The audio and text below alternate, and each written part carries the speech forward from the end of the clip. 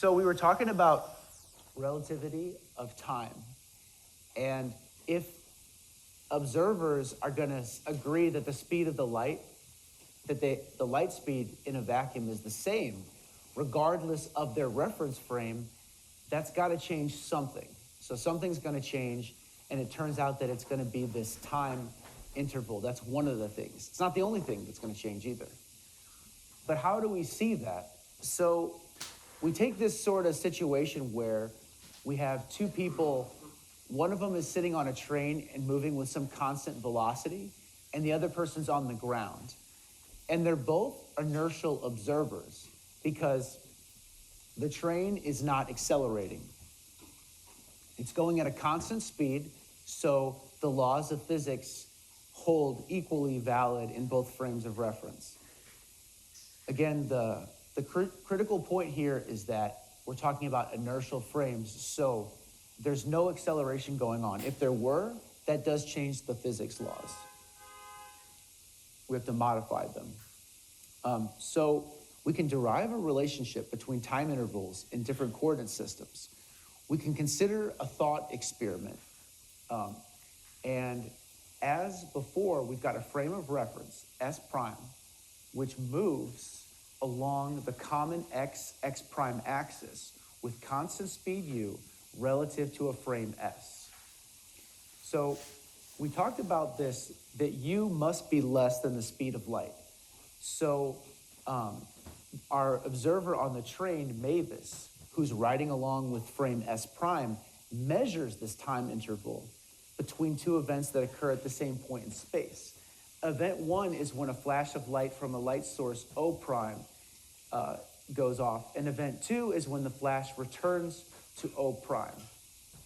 So what we can do is we can send a light ray and we can reflect it off of a mirror, a distance d away, as shown in figure 37, this figure right here. So we've got this source of light and we're reflecting it off of a mirror.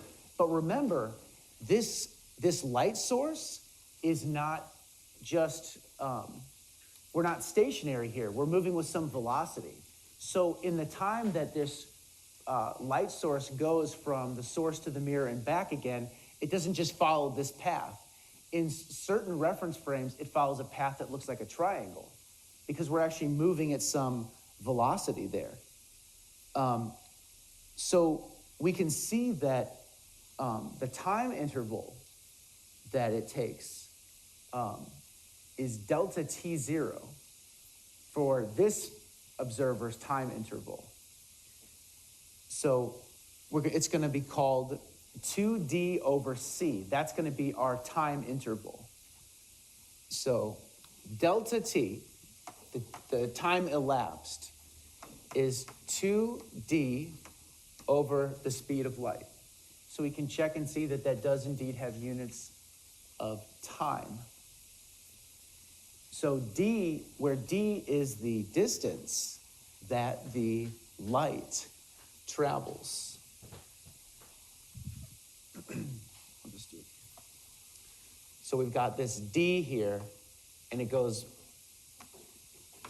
it's emitted from the source. The light's emitted, bounces off the mirror, and goes back again. So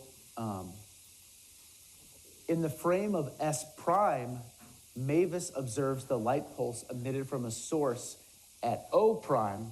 So this is their source. Mavis's source is O prime.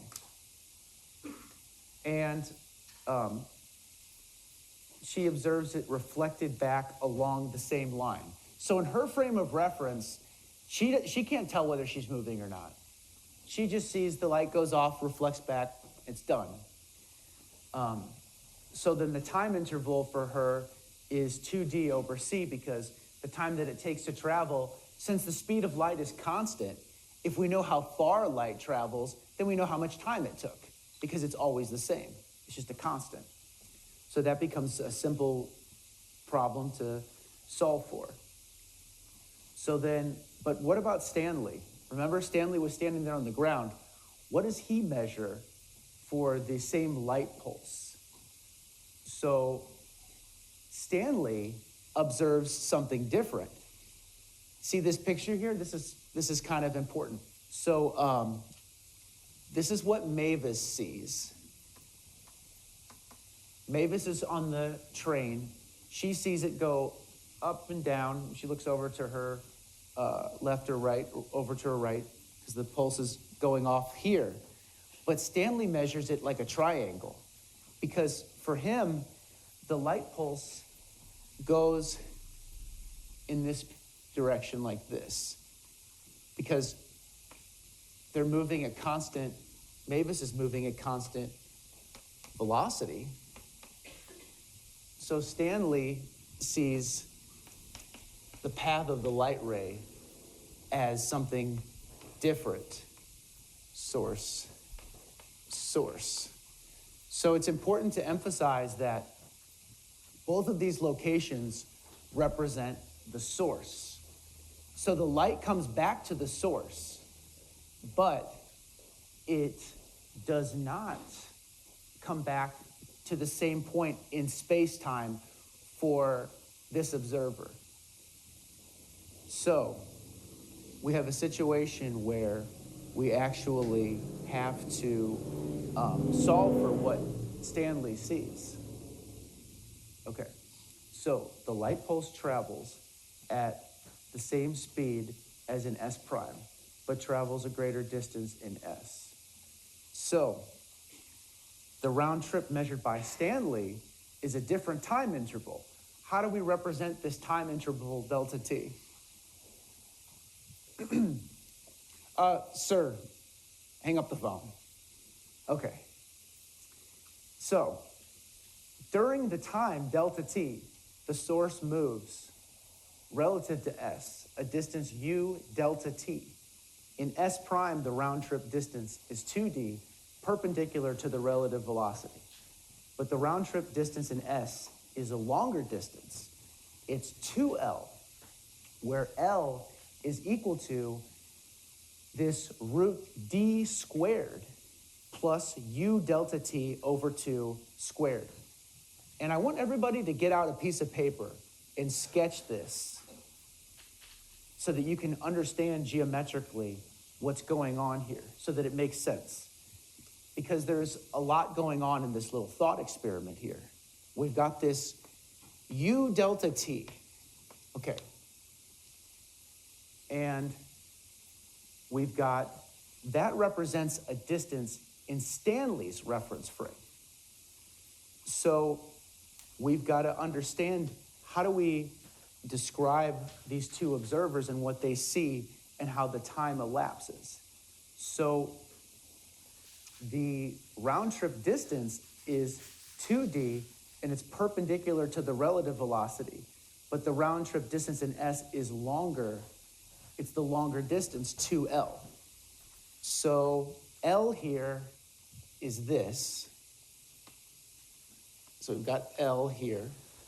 We can make this into like a right triangle. And then we've got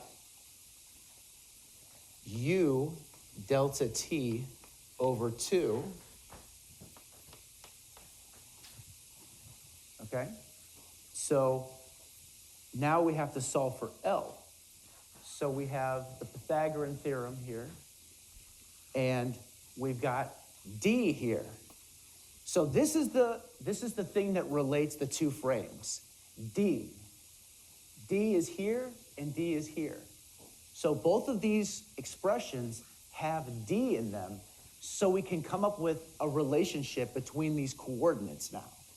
So how do we solve for this? Well, we've got a squared plus b squared equals c squared. That's just the simplest thing ever that we learned in geometry in 6th grade. Well, we're going to use that now. So we've got a squared plus, so we're going to say u delta t over 2 squared plus d squared equals l squared. So then we can solve for L, and we can take plus or minus. We're going to take the plus term, the plus solution. So we have a positive solution for L then. So now you can see how we got L is equal to this. It comes from turning these two paths that are symmetrical into right triangles and solving for it. Okay, so in writing this expression, we have assumed that both observers measure the same distance d. We'll justify this assumption in the next section. The speed of light is the same for both observers, so the round trip measured in s is given by this. So delta t then is changed by this amount. For Stanley, Stanley observes a different delta t. So let's see that one more time, because that's a sleight of hand. So, in writing this expression, we assume both observers measure the same distance d, and they do. They do measure the same distance. They don't necessarily measure the same distance in every direction, but in the perpendicular direction in which d is going, that they can agree upon. And we'll show that later. But for now, just take that as noted. Okay, so then we can solve for delta t. Remember, we had a delta t for Mavis was simple, 2d over c. It's not so simple for Stanley. It's 2L over c.